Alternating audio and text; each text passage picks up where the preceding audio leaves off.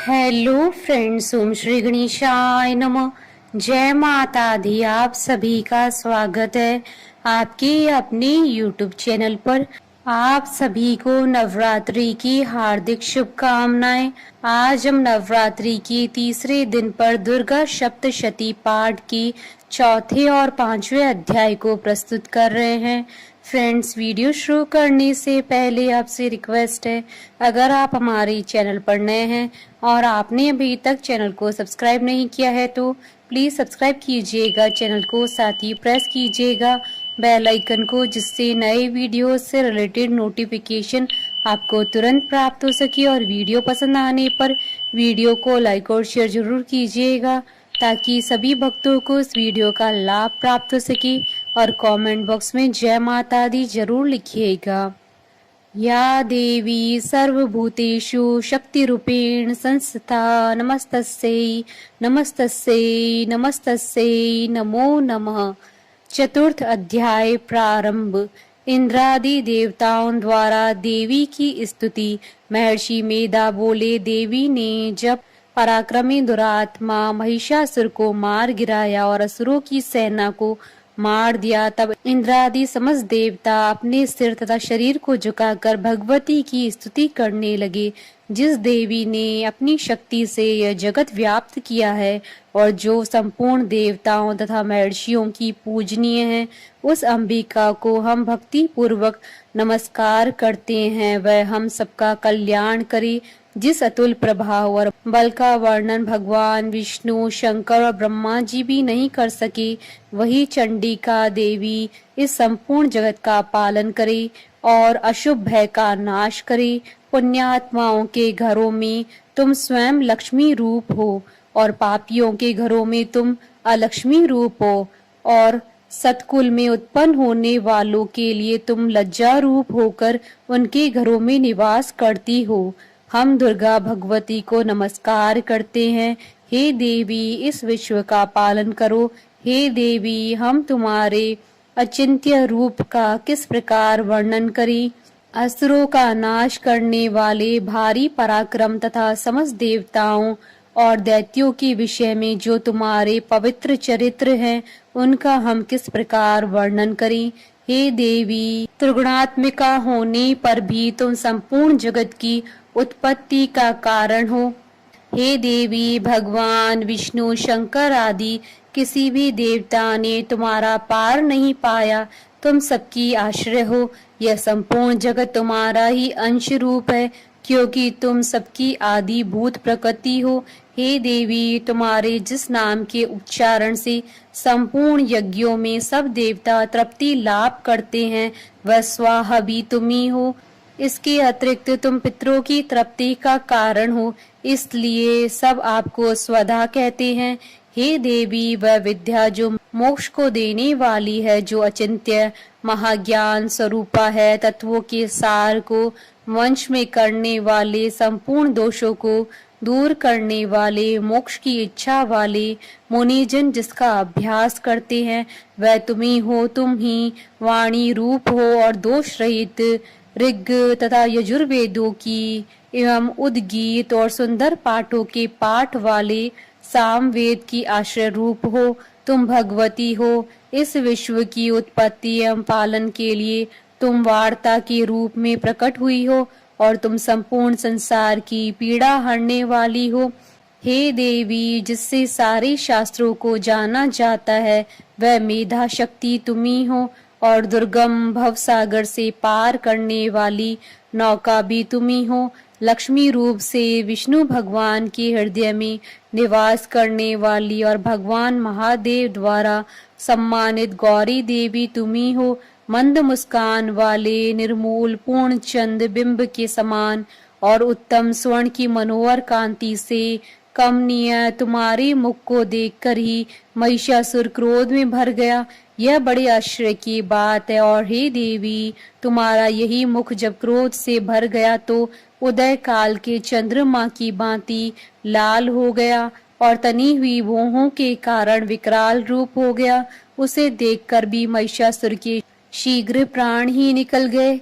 यह बड़े आश्चर्य की बात है। आपके कुपित मुख के दर्शन करके भला कौन जीवित रह सकता है। हे देवी, तुम हमारे कल्याण के लिए प्रसन्न हो जाओ।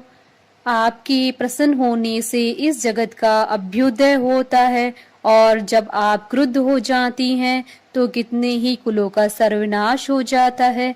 यह हमने अभी अभी जाना है कि जब तुमने महिषासुर की बहुत बड़ी सेना को देखते ही देखते मार दिया।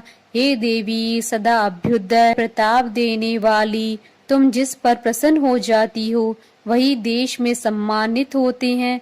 उनके धन यश की वृद्धि होती है, उनका धर्म कभी शिथिल नहीं होता है, और उनके यहाँ अधिक पुत्र पुत्रियां और नौकर होते हैं। हे देवी, तुम्हारी कृपा से ही धर्मात्मा पुरुष प्रतिदिन श्रद्धा पूर्वक यज्ञ करता है और धर्मानुकूल आचरण करता है, और उसके प्रभाव से स्वर्गलोक में जाता है, क्योंकि तुम तीनों लोकों में मनवांचित फल देने वाली हो। हे माँ दुर्गे, तुम स्मरण करने पर संपूर्ण जीवों के भय नष्ट कर देती हो, और स्थिर चित्त वालों के द्वारा चिंतन करने पर उन्हें और अत्यंत मंगल देती हो। हे दारिद्र दुख नाशनी देवी, तुम्हारे सिवा दूसरा कौन है। तुम्हारा चित सदा दूसरों के उपकार में लगा रहता है। हे देवी, तुम शत्रुओं को इसलिए मारती हो कि उनके मारने से दूसरों को सुख मिलता है। वह चाहे नरक में जाने के लिए चिरकाल तक पाप करते रहे हों, किंतु तुम्हारे साथ युद्ध करके सीधे स्वर्ग को जाएं, इसलिए तुम उनका वध करती हो। हे देवी, क्या तुम दृष्टिपात मात्र से समस्त असुरों को भस्म नहीं कर सकती? अवश्य ही कर सकती हो, किंतु तुम्हारा शत्रुओं को शस्त्रों के द्वारा मारना इसलिए है कि शस्त्रों के द्वारा मरकर वे स्वर्ग को जावें। इस तरह से हे देवी, उन शत्रुओं के प्रति भी तुम्हारा विचार उत्तम है। हे देवी, तुम्हारे उग्र खड़क की चमक से और त्रिशूल की नोक की कांति की किरणों से असुरों की आंखें फूट नहीं गई। उसका कारण यह था कि वह किरणों से शोभायमान तुम्हारी चंद्रमा के समान आनंद प्रदान करने वाले सुंदर मुख को देख रहे थे। हे देवी, तुम्हारा शील बुरे वृतांत को दूर करने वाला है, और सबसे अधिक तुम्हारा रूप है जो न तो कभी चिंतन में आ सकता है और न ही जिसकी दूसरों से कभी तुलना हो सकती है। तुम्हारा बल व पराक्रम शत्रुओं का नाश करने वाला है। इस तरह तुमने शत्रुओं पर भी दया प्रकट की है। हे देवी, तुम्हारे बल की किसके साथ बराबरी की जा सकती है, तथा शत्रुओं को भय देने वाला इतना सुंदर रूप भी और किसका है। हृदय में कृपा और युद्ध में निष्ठुरता, यह दोनों बातें तीनों लोकों में केवल तुम्ही में देखने आई है। हे माता, युद्ध भूमि में शत्रुओं को मारकर तुमने उन्हें स्वर्ग लोक में पहुंचाया। इस तरह तीनों लोकों की तुमने रक्षा की है, तथा उन उन्मत्त असुरों से जो हमें भय था उसको भी तुमने दूर किया है। तुमको नमस्कार है। हे देवी, तुम शूल तथा खड़ग से हमारी रक्षा करो, तथा घंटे की ध्वनि और धनुष की टंकार से भी हमारी रक्षा करो। हे चंडी के, आप अपने शूल को घुमाकर पूर्व पश्चिम उत्तर तथा दक्षिण दिशा में हमारी रक्षा करो। तीनों लोकों में जो तुम्हारे सौम्य रूप हैं तथा घोर रूप हैं, उनसे हमारी रक्षा करो, तथा इस पृथ्वी से रक्षा करो। हे अंबिके, आपके कर पल्लवों में जो खड़ग शूल और गदा आदि शस्त्र शोभा पा रहे हैं, उनसे हमारी रक्षा करो। महर्षि बोले कि इस प्रकार जब सब देवताओं ने जगत माता भगवती की स्तुति की और नंदन वन के पुष्पों तथा गंध अनुलेपों द्वारा उनका पूजन किया, और फिर सबने मिलकर जब सुगंधित व दिव्य धूपों द्वारा उनको सुगंधी निवेदन की, तब देवी ने प्रसन्न होकर कहा, हे देवताओं, तुम सब मुझसे मनवांछित वर मांगो। देवता बोले, हे भगवती, तुमने हमारा सब कुछ कार्य कर दिया, अब हमारे लिए कुछ भी मांगना बाकी नहीं रह गया, क्योंकि तुमने हमारे शत्रु महिषासुर को मार डाला है। हे माहेश्वरी, तुम इस पर भी यदि हमें कोई और वर देना चाहती हो तो बस इतना वर दो कि जब जब हम आपका स्मरण करें तब तब आप हमारी विपत्तियों को हरण करने के लिए हमें दर्शन दिया करो। हे अंबिके, जो कोई भी तुम्हारी स्तुति करे तुम उनको वित्त, समृद्धि और वैभव देने के साथ ही उनके धन और स्त्री आदि संपत्ति बढ़ावे और सदा हम पर प्रसन्न रहे। महर्षि बोले, हे राजन, देवताओं ने जब जगत के लिए तथा अपने लिए इस प्रकार प्रश्न किया तो बस तथास्तु कहकर देवी अंतर्ध्यान हो गई। हे भूप, जिस प्रकार तीनों लोगों का हित चाहने वाली यह भगवती देवताओं के शरीर से उत्पन्न हुई थी, वह सारा वृतांत मैंने तुमसे कह दिया। और इसके पश्चात दुष्ट असुरों तथा शुंभ निशुंभ का वध करने और सब लोगों की रक्षा करने के लिए जिस प्रकार गौरी देवी के शरीर से उत्पन्न हुई थी, वह सारा वृतांत मैं यथावत वर्णन करता हूँ। इति श्री दुर्गा सप्तशती पाठ का चतुर्थ अध्याय संपूर्ण हुआ। पांचवा अध्याय प्रारंभ। देवताओं द्वारा देवी की स्तुति। महर्षि मेधा ने कहा, पूर्व काल में शुंभ निशुंभ नामक असुरों ने अपने बल के मद से इंद्र का त्रिलोकी का राज्य और यज्ञों के भाग छीन लिए, और वह दोनों इसी प्रकार सूर्य, चंद्रमा, धर्मराज और वरुण के अधिकार भी छीन कर स्वयं ही उनका उपयोग करने लगे। वायु और अग्नि का कार्य भी वही करने लगे, और इसके पश्चात उन्होंने जिन देवताओं का राज्य छीना था उनको अपने अपने स्थान से निकाल दिया।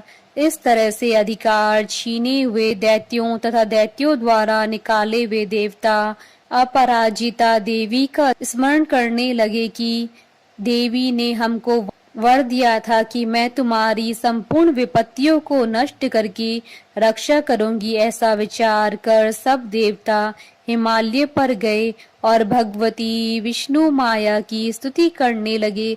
देवताओं ने कहा, देवी को नमस्कार है, शिव को नमस्कार है, प्रकृति और भद्रा को नमस्कार है। हम लोग रौद्र, नित्या और गौरी को नमस्कार करते हैं। ज्योत्सनामयी, चंद्र रूपिणी व सुख रूपा देवी को निरंतर नमस्कार है। शरणागतों का कल्याण करने वाली वृद्धि और सिद्धि रूपा देवी को हम बार बार नमस्कार करते हैं। और नैत्रती राजाओं की लक्ष्मी तथा सवाणी को नमस्कार है। दुर्गा को दुर्ग स्थलों को पार करने वाली दुर्ग पारा को सारा, सर्वकारिणी ख्याति कृष्ण और धूम्र देवी को सदैव नमस्कार है। अत्यंत सौम्य तथा अत्यंत रौद्र रूपा को हम नमस्कार करते हैं, उन्हें हमारा बारंबार प्रणाम है। जगत की आधारभूत कृति देवी को बार बार नमस्कार करते हैं। जिस देवी को प्राणी मात्र विष्णु माया कहते हैं, उसको नमस्कार है, उसको नमस्कार है, उसको नमस्कार है। जो देवी संपूर्ण प्राणियों में चेतना कहलाती है, उसको नमस्कार है, उसको नमस्कार है, उसको नमस्कार है। जो देवी संपूर्ण प्राणियों में बुद्धि रूप से स्थित है, उसको नमस्कार है, उसको नमस्कार है, उसको नमस्कार है। जो देवी सब प्राणियों में निद्रा रूप से विराजमान है, उसको नमस्कार है, उसको नमस्कार है, उसको नमस्कार है। जो देवी संपूर्ण प्राणियों में शुद्धा रूप से विराजमान है, उसको नमस्कार है, उसको नमस्कार है, उसको नमस्कार है। जो देवी संपूर्ण प्राणियों में छाया रूप से स्थित है, उसको नमस्कार है, उसको नमस्कार है, उसको नमस्कार है। जो देवी सब प्राणियों में शक्ति रूप से स्थित है, उसको नमस्कार है, उसको नमस्कार है, उसको नमस्कार है। जो देवी संपूर्ण प्राणियों में तृष्णा रूप से स्थित है, उसको नमस्कार है, उसको नमस्कार है, उसको नमस्कार है। जो देवी सब प्राणियों में शांति रूप से स्थित है, उसको नमस्कार है, उसको नमस्कार है, उसको नमस्कार है। जो देवी सब प्राणियों में जाति रूप से स्थित है, उसको नमस्कार है, उसको नमस्कार है, उसको नमस्कार है। जो देवी सब प्राणियों में लज्जा रूप में स्थित है, उसको नमस्कार है, उसको नमस्कार है, उसको नमस्कार है। जो देवी संपूर्ण प्राणियों में श्रद्धा रूप से स्थित है, उसको नमस्कार है, उसको नमस्कार है, उसको नमस्कार है। जो देवी संपूर्ण प्राणियों में कांति रूप से स्थित है, उसको नमस्कार है, उसको नमस्कार है, उसको नमस्कार है। जो देवी सब प्राणियों में लक्ष्मी रूप से स्थित है, उसको नमस्कार है, उसको नमस्कार है, उसको नमस्कार है। जो देवी संपूर्ण प्राणियों में व्रती रूप से स्थित है, उसको नमस्कार है, उसको नमस्कार है, उसको नमस्कार है। जो देवी सब प्राणियों में स्मृति रूप से विराजमान है, उसको नमस्कार है, उसको नमस्कार है, उसको नमस्कार है। जो देवी सब प्राणियों में दया रूप से स्थित है, उसको नमस्कार है, उसको नमस्कार है, उसको नमस्कार है। जो देवी सब प्राणियों में तुष्टि रूप से स्थित है, उसको नमस्कार है, उसको नमस्कार है, उसको नमस्कार है। जो देवी संपूर्ण प्राणियों में मात्र रूप से स्थित है, उसको नमस्कार है, उसको नमस्कार है, उसको नमस्कार है। जो देवी संपूर्ण प्राणियों में भ्रांति रूप से स्थित है, उसको नमस्कार है, उसको नमस्कार है, उसको नमस्कार है। जो देवी संपूर्ण प्राणियों में नित्य व्याप्त रहती हैं, उसको नमस्कार है, उसको नमस्कार है, उसको नमस्कार है। जो देवी चैतन्य रूप से इस संपूर्ण संसार को व्याप्त करके स्थित है, उसको नमस्कार है, उसको नमस्कार है, उसको नमस्कार है। पूर्व काल में देवताओं ने अपने अभीष्ट फल पाने के लिए जिसकी स्तुति की है और देवराज इंद्र ने बहुत दिनों तक जिसका सेवन किया है, वह कल्याण की साधना भूता ईश्वरी हमारा कल्याण और मंगल करे तथा सारी विपत्तियों को नष्ट कर डाले। असुरों के सताए हुए हम संपूर्ण देवता उस परमेश्वरी को इस समय नमस्कार करते हैं तथा जो भक्ति पूर्वक स्मरण किए जाने पर तुरंत ही सब विपत्तियों को नष्ट कर देती हैं, वह जगदम्बा इस समय भी हमारा मंगल करके हमारी समस्त विपत्तियों को दूर करे। महर्षि मेधा ने कहा, हे राजन, इस प्रकार जब देवता स्तुति कर रहे थे तो उसी समय पार्वती देवी गंगा में स्नान करने के लिए आई।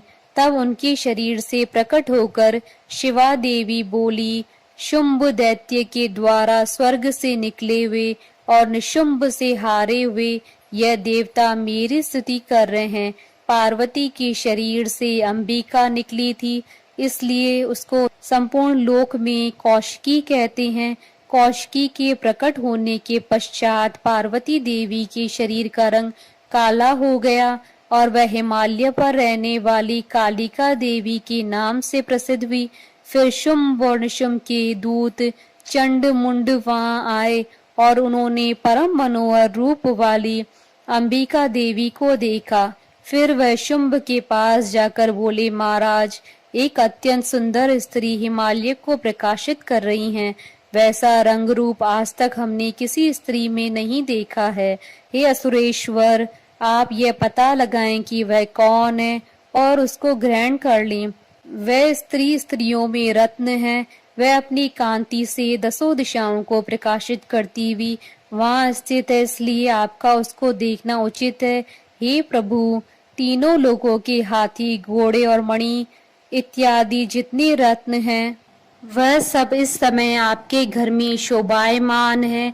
हाथियों में रत्न रूप ऐरावत हाथी और उच्ची श्रवा नामक घोड़ा तो आप इंद्र से ले आए हैं।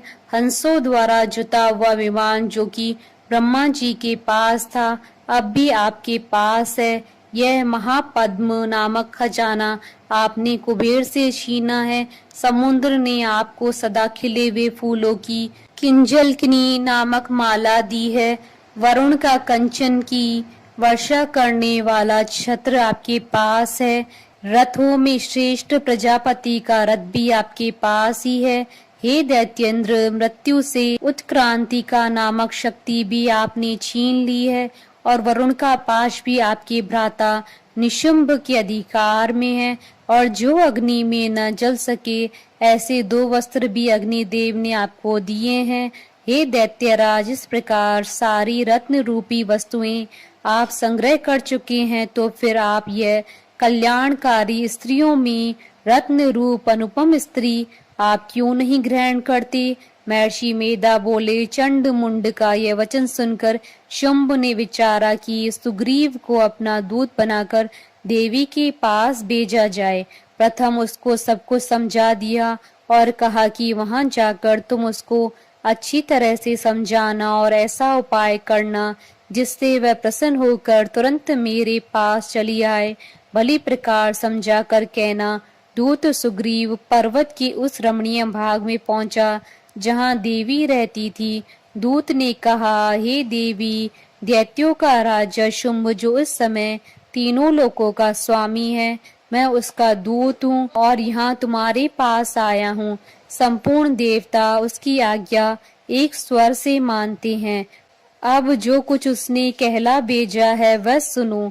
उसने कहा है कि इस समय संपूर्ण त्रिलोकी मेरे वश में है और संपूर्ण यज्ञों के भाग को पृथक पृथक मैं ही लेता हूँ और तीनों लोकों में जितने श्रेष्ठ रत्न हैं वह सब मेरे पास है। देवराज इंद्र का वाहन ऐरावत मेरे पास है जो मैंने छीन लिया है। उच्च श्रवा नामक घोड़ा जो क्षीर सागर मंथन करने से प्रकट हुआ था उसे देवताओं ने मुझे समर्पित किया है। ये सुंदरी, इसके अतिरिक्त और भी जो रत्न भूषण पदार्थ देवताओं के पास थे वह सब मेरे पास हैं। हे देवी, मैं तुम्हें संसार की स्त्रियों में रत्न मानता हूँ क्योंकि रत्नों का उपभोग करने वाला मैं ही हूँ। हे चंचल कटाओं वाली सुंदरी, अब यह मैं तुझ पर छोड़ता हूँ कि तुम मेरे या मेरे भाई महापराक्रमी निशुंभ की सेना में आ जाएं। यदि तुम मुझे वरोगी तो तुझे अतुल महान ऐश्वर्य की प्राप्ति होगी। अतः तुम अपनी बुद्धि से यह विचार कर मेरे पास चली आओ। महर्षि मेधा ने कहा। दूत के ऐसा कहने पर संपूर्ण जगत का कल्याण करने वाली भगवती दुर्गा मन ही मन मुस्कुराई और इस प्रकार कहने लगी। देवी ने कहा, हे दूत, तू जो कुछ कह रहा है वह सत्य है और इसमें किंचित मात्र भी झूठ नहीं है।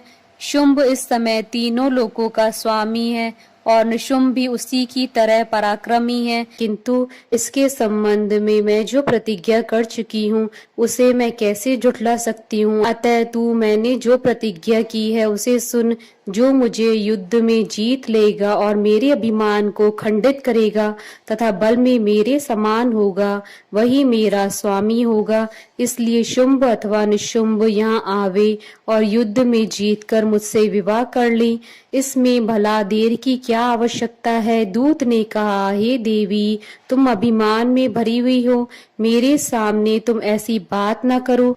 इस त्रिलोकी में मुझे तो ऐसा कोई नहीं दिखाई देता कि शुंभ और निशुंभ के सामने ठहर सके। हे देवी, जब अन्य देवताओं में से कोई शुंभ व निशुंभ के समान युद्ध में ठहर नहीं सकता तो तुम जैसी स्त्री उनके सामने रणभूमि में ठहर सकेगी। जिन शुंभ आदि असुरों के सामने इंद्र आदि देवता नहीं ठहर सके तो फिर तुम अकेली स्त्री उनके सामने कैसे ठहर सकोगी? अतः तुम मेरा कहना मानकर उनके पास चली जाओ, नहीं तो जब वह तुम्हें केश पकड़कर घसीटते हुए ले जाएंगे तो तुम्हारा गौरव नष्ट हो जाएगा। इसलिए मेरी बात मान लो। देवी ने कहा, जो कुछ तुमने कहा ठीक है।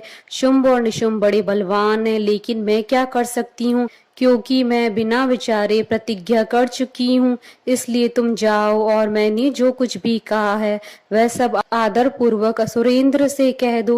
इसके पश्चात वो जो उचित समझे। इति श्री दुर्गा सप्तशती पाठ का 5वां अध्याय संपूर्ण। जयकारा माँ माइदा बोलिए सच्चे दरबार की जय। हमारे साथ इस वीडियो में अंत तक बने रहने के लिए आपका धन्यवाद। ओम श्री गणेशाय नमः। जय माता दी।